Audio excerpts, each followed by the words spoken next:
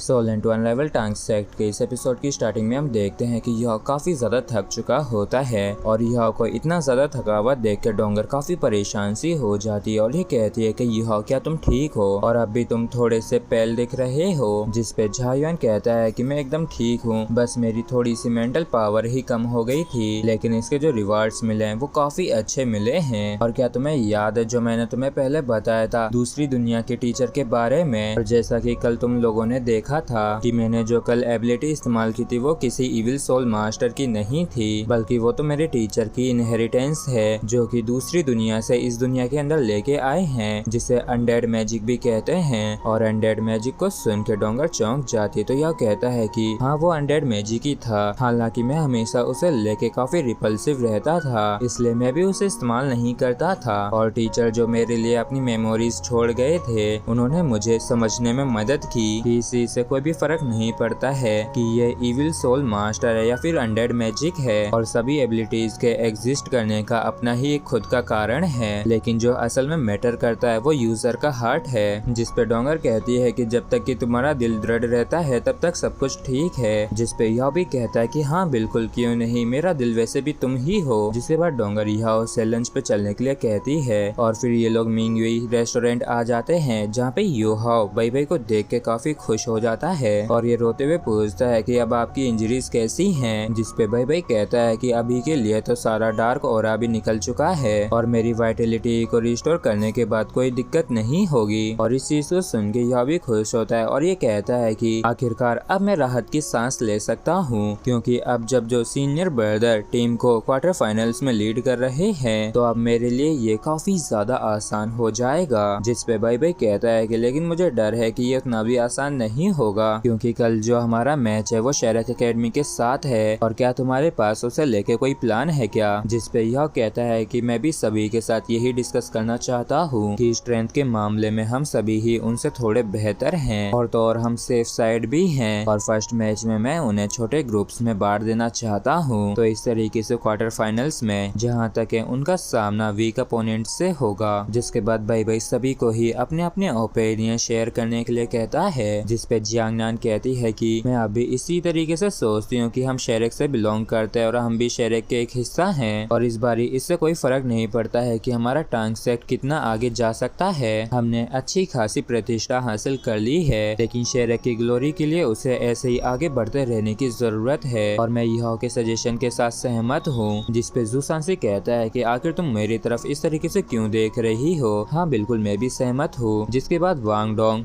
जिया और सईतो ये तीनों भी एग्री कर देते हैं, और फिर बाई कहता है कि तो ठीक है, ये भी डिसाइडेड रहा, और चलो सभी लोग इन बचे हुए दिन का फायदा उठाएं और अपने आप को एडजस्ट करें। खासकर यह, वैसे तो तुम अभी ही रिकवर हुए हो, लेकिन तुम हमारी पूरी टीम के सेंटर हो और हमारे शेरक 7 डेविल्स का ब्रेन भी। जिसके बाद सभी लोग साथ में बैठ के खाना खाने लगते हैं और आखिरकार काफी समय बाद एक साथ भी इंजॉय करते हैं। और फिर हमें रात का समय दिखाया जाता है, जहाँ पे बाई कहता है कि क्या तुम उनके इंटीरियर के अंदर जाना चाहते हो? जिस पे यह कहता है कि मेरे पास इस तरीके का आइडिया तो है, लेकिन डोंगर ने मुझे रोक दिया क्योंकि इसे ऐसा महसूस होता है कि ये काफी ज्यादा डेंजरस होगा। जिस पे बाई भी कहता है कि हाँ इसने सही कहा, ये वैसे भी काफी ज्यादा डेंजरस होगा, और होली स्पिरिट कल्ट की जो पावर है जिसे हमने लास्ट टाइम देखा था और जिस लेवल पे हम उनका सामना कर सकते हैं वो उससे कहीं ज्यादा आगे और ताकतवर है, और तो और वो हर मामले में हमसे कहीं ज्यादा स्ट्रॉन्ग है, और उनके खिलाफ जीतने का हमें एक मौका भी नहीं मिलेगा। और तो और ये व्हील चेयर भी ये दर्शाती है कि तुम मूव नहीं कर सकते हो,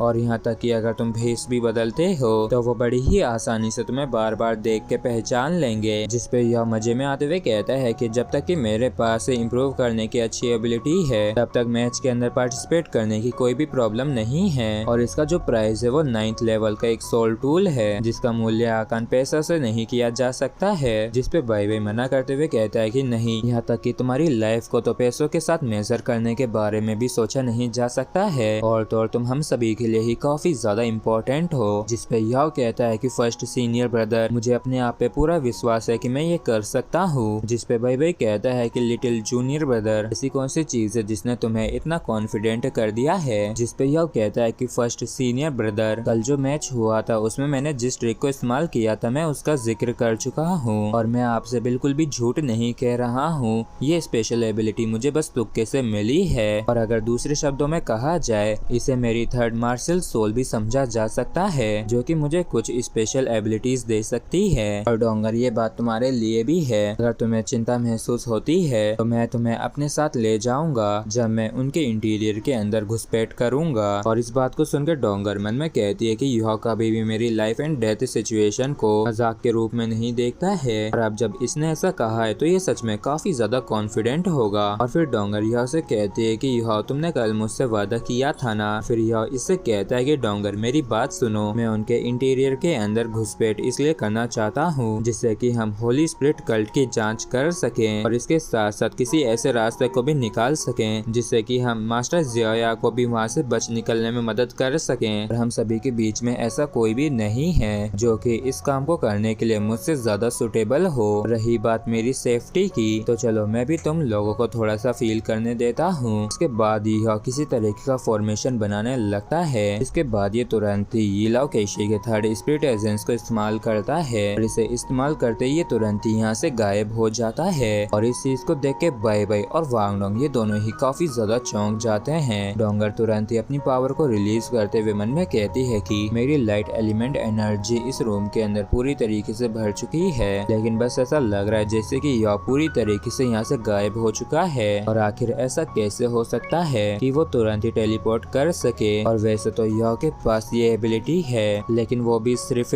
सोल बोर्न स्किल के द्वारा ही एक्टिवेट होती है। और उससे भी बढ़कर कि उसने कहा है कि ये ना ही सोल रिंग एबिलिटी है और ना ही सोल बोर्न एबिलिटी है। ऐसा हो सकता है कि इसे अनडेड मैजिक को इस्तेमाल करके एक्टिवेट किया गया हो, और अगर ऐसी भी बात है तो फिर ये ऐसा कैसे कर सकता है। और ये तो यहाँ तक कि 10-15 सेकंड्स के लिए भी गायब हो चुका है, और तो लौट के आने का उसका कोई भी साइन नहीं मिला है। लेकिन तभी यह अचानक से वापस से इन सभी के सामने अपीयर हो जाता है, और इस चीज को देख के बाई काफी ज्यादा हैरान होता है। और डोंगर भी काफी ज्यादा हैरान परेशान होते हुए कहती है कि आखिर ये तुम्हारी कैसी एबिलिटी है। और यह कहता है कि अगर इस एबिलिटी की बात की जाए तो ये काफी मिस्टीरियस है, और ये एक ऐसा एसेट है जिसे मेरे जो दूसरी दुनिया वाले टीचर थे वो इसे मेरे लिए ही छोड़ गए हैं। और मेरे टीचर ने बताया कि इस यूनिवर्स के अंदर काफी सारे प्लेन्स हैं, और हर एक प्लेन के अंदर प्लेनेट है, और तो और मेन वर्ल्ड भी है। और इससे ये कहने का मतलब है कि जब कभी भी मैं खतरे में हूँ तो मैं टीचर के डमी प्लेन के अंदर छिप सकता हूँ, और तो और मैं कुछ लोगों को भी अपने साथ उसके अंदर ले जा सकता हूँ। और मेरे जो टीचर थे उनके पास काफी ज्यादा इमेंस पावर थी, इसलिए मास्टर ने अपनी जिंदगी के दौरान एक बार कई सारी छोटी छोटी दुनियाएं बनाई जिन्हें डमी प्लेन्स या हाफ वर्ल्ड भी कहते हैं। और मैंने भी बस उसी डमी प्लेन के अंदर एंटर किया था, और वो किसी तरीके का टेलीपोर्टेशन नहीं है, बल्कि मैं बस इस दुनिया को छोड़ के चला गया था।